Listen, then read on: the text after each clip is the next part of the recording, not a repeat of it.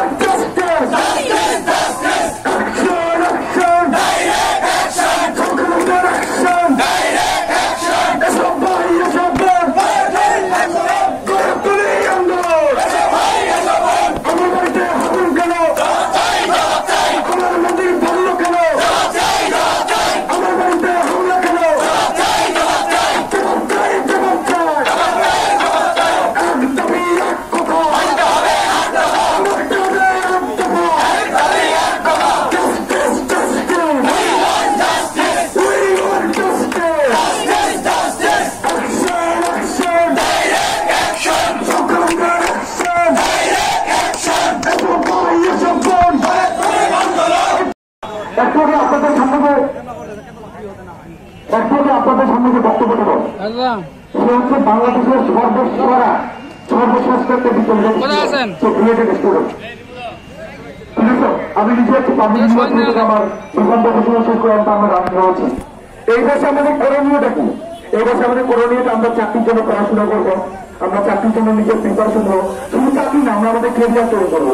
কিন্তু তুই এমন বাংলাদেশের হলো 5 তারিখের পর থেকে আমরা ভালোভাবে ঘুমাইতে পারি না। তুই এমন বাংলাদেশে হলো যে আজকে উত্তরবঙ্গ থেকে চট্টগ্রামের সংখ্যালঘু একসাথে ছেড়ে স্লোগান যা শুরু হলো এক দাবি এক কথা মানতে রাখতে হবে। আজকে আমাদের মন্দির ভাঙলো, আজকে আমাদের বাড়ি ভাঙলো, আজকে আমাদের বাড়িতে হামলা হলো, আমাদের মানুষজন দেশ চালাতে তাদের হুমকি দেওয়া হলো। আজকে আমাদের যতগুলো মৌলিক অধিকার ছিল সবগুলো মৌলিক অধিকার হারিয়ে আজকে আমরা ঐতিহ্যহীনতা বুঝতেছি। আজকে এই ঠাকুরগাঁও পঞ্চগড়ের যে প্রান্তেই যান না কেন, যেখানে সংখ্যালঘু আছে, আপনি শুধু তাদেরকে গিয়ে বলবেন আপনারা কি নিরাপদ আছেন? আপনারা কি বাংলাদেশে থাকতে চান? তারা সবাই বলে এই অবস্থায় চলতে থাকলে আমরা বাংলাদেশে থাকবো না।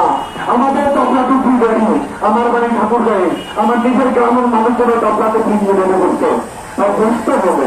আজকে আমাদের স্বাধীনতার এত অসর হয়ে গেল, বাংলাদেশের পুরো সরকার আমাদের সংখ্যালঘুদের অধিকার নিয়ে কথা বলতে আপনারা ধরে নেওয়াছে। একজন সমন্বয়ের বৈষম্য বিরোধী ছাত্র আন্দোলনের একজন সমন্বয় ঘোষণা দিল, সে গতকাল কেনা তার কিছুদিন আগে ঠাকুরকে এসে বলছে যে হিন্দুরা নাকি দোষ, তারা নৌকাকে ধরত।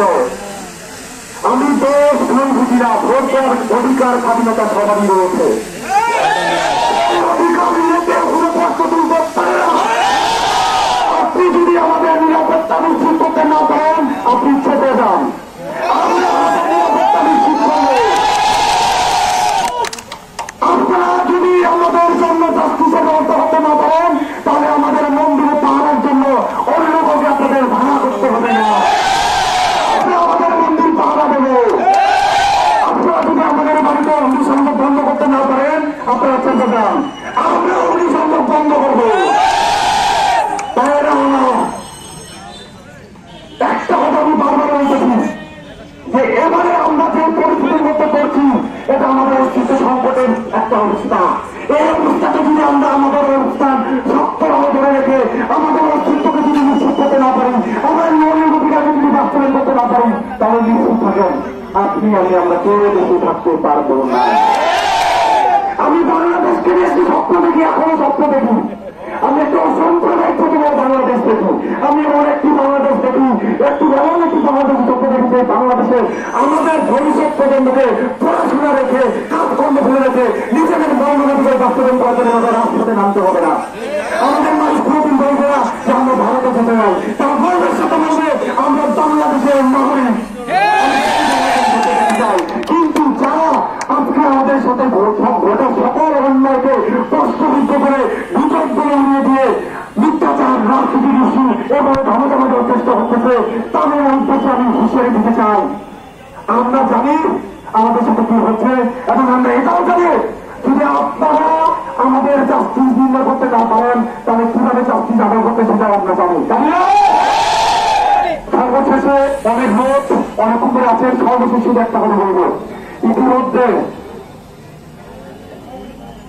আমরা বাংলাদেশের বিভিন্ন পাবলিক বিশ্ববিদ্যালয়, মেডিকেল বিশ্ববিদ্যালয়, বুয়েট ইঞ্জিনিয়ারিং বিশ্ববিদ্যালয়, জাতীয় বিশ্ববিদ্যালয় পুরো বাংলাদেশে আমরা আমাদের সংখ্যালঘু অধিকার আন্দোলনের পক্ষ থেকে গিয়েছি। আমরা তৃণমূল পর্যায়ে কথা বলেছি, সব জায়গায় একই আর্তনাদ। এই আর্তনাদ যদি আমরা বন্ধ করতে না পারি সত্যি হয় মানসিকতা বিরোধ হবো।